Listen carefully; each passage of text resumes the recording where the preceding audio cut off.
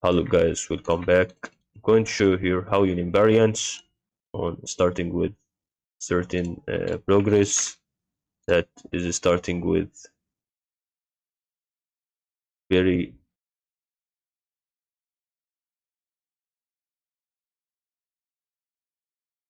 this part that is really going on with important things to be really going on very good with making some kind of things dealing with that progress that is still to be really like to have it.